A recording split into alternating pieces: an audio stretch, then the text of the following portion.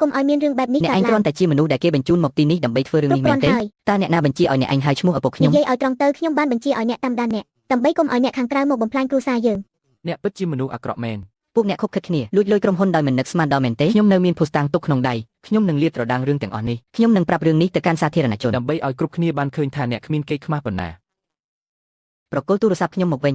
អាមនុស្សអសិលធម៌ស្មោកគ្រោកអ្នកធ្វើប្រហែសក្នុងការងាររបស់អ្នកថែមទាំងផ្សព្វផ្សាយពាក្យចាមអារ៉ាមទៀតហើយថែមទាំងបង្កភាពវឹកវរក្នុងកិច្ចប្រជុំម្ចាស់ងាររបស់អ្នកពិតជាអាក្រក់ណាស់ទោះបីជាអ្នកជាប្រពន្ធនាយកប្រតិបត្តិក៏ដោយខ្ញុំនឹងបណ្ដេញ មនុ អ្នក ស្សដែល ចេញ ត្រូវ ពី ចេញ ក្រុមហ៊ុនពីទីនេះគឺអ្នក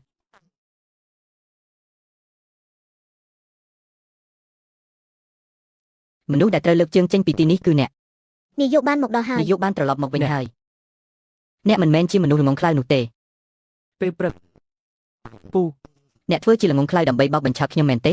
ក្នុងរយៈពេល2ឆ្នាំដែលខ្ញុំមិននៅក្រុមហ៊ុនអ្នកបានប្រើប្រាស់លុយក្រុមហ៊ុនដើម្បីបង្កើតក្រុមហ៊ុនអ្នកចេញហើយប្រកល់រឿងនេះទៅឲ្យប៉ូលីសខ្ញុំនឹងចាត់ការអ្នក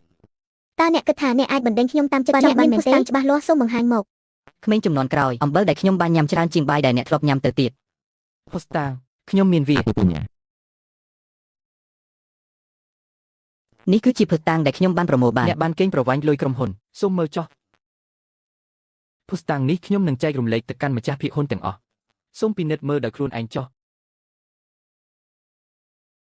អ្នកគ្រប់គ្រង នាយក អ្នកក៏ដូចគ្នា ស្ងាត់ ខ្ញុំជាអ្នកនាំមកនៅយុទ្ធធម៌អ្នកបានប្រើប្រាស់លុយក្រុមហ៊ុនដើម្បីបង្កើតក្រុមហ៊ុនផ្ទាល់ខ្លួនមែនទេ អ្នកពិតជាមិនដឹងអ្វីសោះមែនទេ អ្នកនៅតែហ៊ានទៀត ខ្ញុំនឹងណែនាំអ្នកឲ្យចាក់ចេញ ប្រញាប់ត្រឡប់ទៅវិញទៅ អី បើមិនដូច្នោះទេខ្ញុំនឹងចាត់ការអ្នកឲ្យអស់ពីចិត្តភស្តុតាងនេះគឺជារឿងនេះពិតជាគួរឲ្យអស់សំណើចណាស់សម្រាប់ម្ចាស់នេះគឺជាការប្រព្រឹត្តដែលអ្នកបានរៀបចំទុក អ្នកបានរៀបចំផែនការនេះឡើង ខ្ញុំពិតជាស្មោះត្រង់ចំពោះអ្នកទាំងអស់គ្នា ពូធំ មាត់របស់អ្នកនេះនៅតែរឹងដូចធម្មតាតើអ្នកមានន័យយ៉ាងណា សាក់មើលនេះ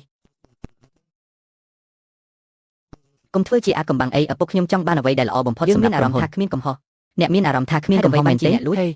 ប្រកល់ទូរស័ព្ទខ្ញុំមក ប្រ វិញ ព័ន្ធសូមមើលចុះ ខ្ញុំបានដឹងរឿងនេះហើយគាត់បានផ្លាស់ប្ដូរទៅជាមនុស្សថ្មីអ្នកផ្ដល់លុយដែលនៅសល់ឲ្យប្រញាប់ប្រញាល់ម្លេះគាត់គ្រាន់តែសន្លប់មិនមែនស្លាប់ទេតោះយើងនិយាយគ្នាក្រុមហ៊ុនបានដួលរំហើយក្រុមហ៊ុនត្រូវតែដោះស្រាយបញ្ហានេះឲ្យបានឆាប់ត្រូវតែដោះស្រាយឲ្យបានឆាប់ ចាសចាស ថ្ងៃក្រោយប្រាប់ប៉ាឲ្យផ្ទេរប្រាក់មកឲ្យបង អ្នកទាំងពីរនេះដណ្ដើមយកក្រុមហ៊ុនរបស់គេតែឥឡូវបែរជាមកតាមរកប្តីរបស់ខ្ញុំ វាមិន ទៅ អាច វិញ ទៅរួចទេនេះជាបុគ្គលិកលក្ខណៈរបស់ខ្ញុំនៅតែមិនជឿទៀតឬបច្ចេកវិទ្យាថ្មីរបស់ក្រុមហ៊ុនយើងបង្កើតឡើងដោយលោកហ្វូយ៉ានយ៉ូចូលមកនិយាយមកលោកប៉ូលីសនេះហើយជាមនុស្សម្នាក់នោះបានបញ្ជាឲ្យបើកបរទៅបុកលោកហ្វូយ៉ានយ៉ូឲ្យលុយខ្ញុំធ្វើជាអ្នកបើកបរក្រុមហ៊ុនដឹកជញ្ជូនរបស់គាត់កុំមកនិយាយកុហកខ្ញុំនឹងវាអ្នកហ្វូយ៉ងតើអ្នកបានធ្វើអ្វីខ្លះលោកប៉ូលីសអ្វីដែលគាត់បាននិយាយគឺលោកហ្វូយ៉ានយ៉ូដែលជាអ្នករៀបចំផែនការដាក់គាត់ឲ្យហ្វូយ៉ងឈប់និយាយទៅគាត់ត្រូវបានគេសង្ស័យថាបានកឹបកេងបង្កគ្រោះថ្នាក់ដោយចេតនានិងបទល្មើសជាច្រើនទៀតអ្នកត្រូវតែចាប់ខ្លួនពេលនេះគឺជាការយល់ច្រឡំយ៉ានយ៉ូទោះបីជាយ៉ាងណាក៏ដោយយើងគឺជាគ្រួសារបានធ្វើបាបខ្ញុំតែងតែធ្វើបែបនេះមនុស្សអាក្រក់អ្នកបានបញ្ជាឲ្យគេទៅបុកយ៉ានយ៉ូដោយតែអ្វីបានជាអ្នកមិនចង់ចាំថាពួកយើងជាបងប្អូនធម៌មកគៀបសង្កត់ប្រេខ្ញុំលោកប៉ូលីសសូមនាំខ្លួនគាត់ទៅចុះហ្វូយ៉ាងយ៉ូអ្នកពិតជាហ៊ានណាស់ហ៊ានប្រឆាំងនឹងខ្ញុំដោយមិនខ្លាចអ្វីទាំងអស់ហ្វូយ៉ាងយ៉ូរងចាំមើលទៅខ្ញុំនឹងមិនឲ្យអ្នករួចខ្លួនឡើយប្តីរបស់ខ្ញុំស្ដាប់ឲ្យច្បាស់អ្នកគឺជាប្រពន្ធរបស់ប្រធាននាយកប្រតិបត្តិសូមទោសយ៉ាងសុងខ្ញុំខុសហើយខ្ញុំគ្រាន់តែជាបុគ្គលិកធម្មតាម្នាក់ប៉ុណ្ណោះអ្វីទាំងអស់នេះគឺធ្វើឡើងតាមបញ្ជារបស់ហ្វូទីងសូបណ្ដេញចេញកុំធ្វើបែបនេះបូសយ៉ាងខ្ញុំមិនអាចបាត់បង់ការងារនេះបានទេ